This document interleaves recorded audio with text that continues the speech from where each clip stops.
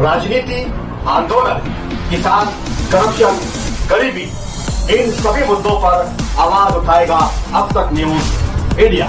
सत्ता के आगे जब भी सवाल कमजोर पड़ने लग जाए तो सवाल उठाने पड़ते हैं। बोल के लफ्ज आजाद है तेरे, बोल के सच जिंदा है अब तक। नमस्कार, मैं हूं आपके साथ शिवानी शर्मा। आइए एक नजर डालते हैं आज की टॉप 10 बुलेटिन पर।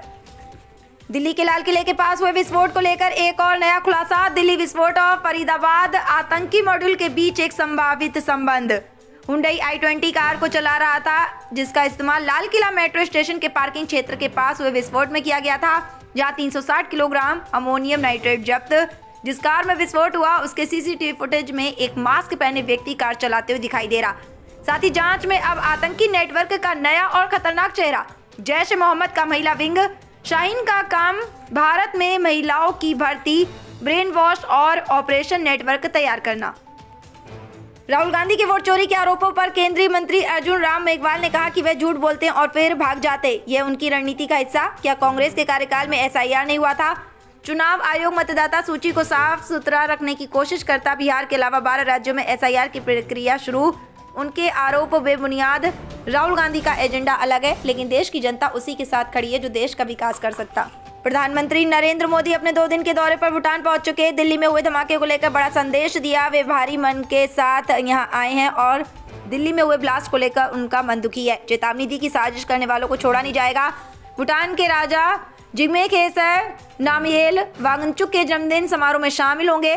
साथ मिलकर 1020 मेगावाट के पुनात संगचू 2 हाइड्रो पावर प्रोजेक्ट का उद्घाटन करेंगे। पीएम मोदी भूटान को 1000 करोड़ की सहायता राशि भी देने वाले हैं।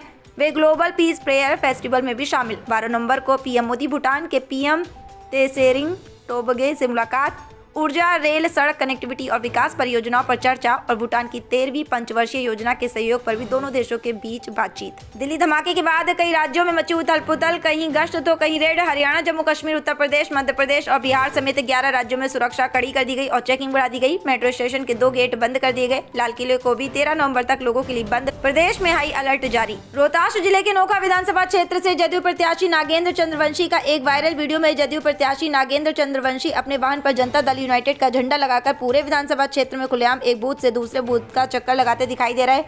दावा किया कि वायरल वीडियो नोखा विधानसभा क्षेत्र से तस्वीर में वाहन संख्या BR 24 PA 4901 पर जदयू का झंडा साफ तौर से देखा। जदयू प्रत्याशी ने आचार संहिता का उल्लंघन किया। सपा नेता आजम खान को MP MLA कोर्ट से बड़ी राहत। आजम खान को हेट स्पीच मामले में बरी कर दिया गया। आजम खान ने कहा कि हमारा जीवन बेदाग है, ये हमारे जीवन का सच है। हम तमंचे बेचने वाले नहीं है। हमने गरीबों को घर दिया और जेलें काटी। बिहार विधानसभा चुनाव 2025 के अंतिम चरण की वोटिंग जारी। आज की वोटिंग से 20 जिलों की 122 सीटों के 1302 प्रत्याशियों की किस्मत का फैसला।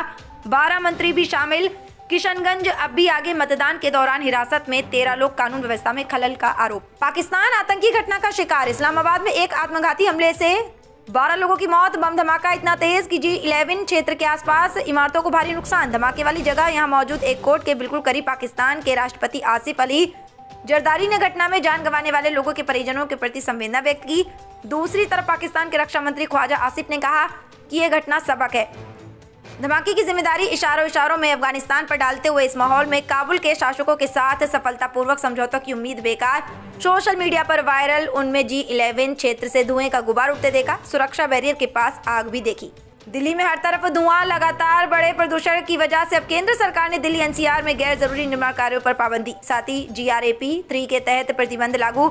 शहर का औसत AQI सोमवार के 362 से बढ़कर मंगलवार सुबह 425। निर्माण वाहनों और स्कूलों, गैर जरूरी निर्माण गतिविधियों पर प्रतिबंध के साथ साथ स्टोन क्रशर और खनन कार्य भी बंद। कक्षा 5 तक की कक्षाओं को हाइब्रिड मोड में स्थानांतरित करने की सलाह। ऑनलाइन शिक्षा का विकल्प चुन सकते। साउथ अफ्रीकी टीम भारत दौरे का आगाज। 2 मैचों की टेस्ट सीरीज से दोनों टीमों के बीच 3 ODI मैच और 3 मैचों की T20 सीरीज खेली जाएगी। पहला टेस्ट मैच 14 नवंबर से कोलकाता के ऐतिहासिक ईडन गार्डन्स स्टेडियम में खेला जाएगा। 6 साल बाद यहाँ टेस्ट मैच खेला जाएगा। तो ये थी सुपरफास्ट अंदाज में टॉप 10 बुलेटिन। इस तरह की खबरें देखने के लिए आप लगातार हमारे चैनल के साथ बने रहिए। नमस्कार।